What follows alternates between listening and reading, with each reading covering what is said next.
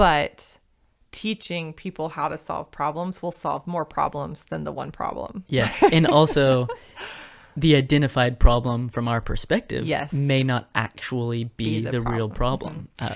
Absolutely. There was a good example of this in the East African context. There was an organization that we were partnered with that did phenomenal community development. They solved problems across most disciplines: water, healthcare, micro enterprise, spiritual development.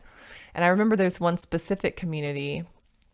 It was a community that had access to water. There was a stream, river almost running through the community, but with the elevation pitch, most people don't think of Kenya being mountainous, but their area of Kenya was.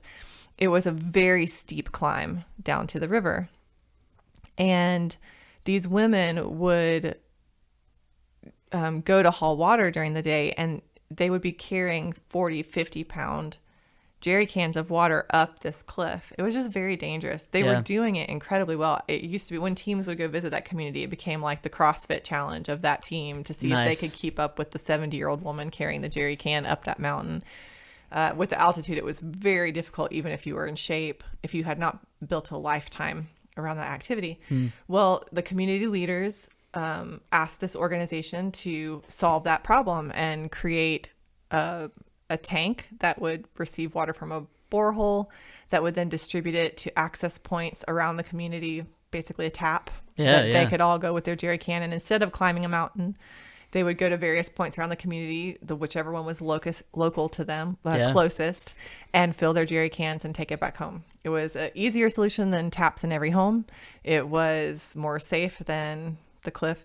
And they all worked together. It was over a course of a year or two, if I remember straight, to get that project completed, easy access to water around the community. And after that, they realized that the entire social infrastructure of these women's lives had disintegrated. Now that they weren't spending hours a day chatting, talking, doing some of their work at the river, because it was easier to do laundry there than to carry the water back, even more water.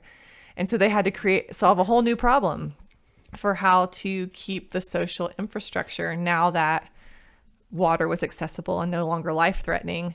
How could they keep that social infrastructure another significant value of the community? What solution would allow these women to keep that same amount of connection and supportiveness and interaction, since they weren't doing it at the river? So there's always another problem, even when your solution is led by local, is pushed and collaborated with, and is the appropriate solution. There's always more problems that can pop up underneath. So at Canopy Life, we do emphasize listening and empathy to avoid some of the pitfalls. Like you were saying, sometimes our perceived solution is not the appropriate one. Right. So empathy really helps make sure that as we're co-laboring towards solutions together and solving problems, that we are doing it in collaboration with the person who will benefit from the solution.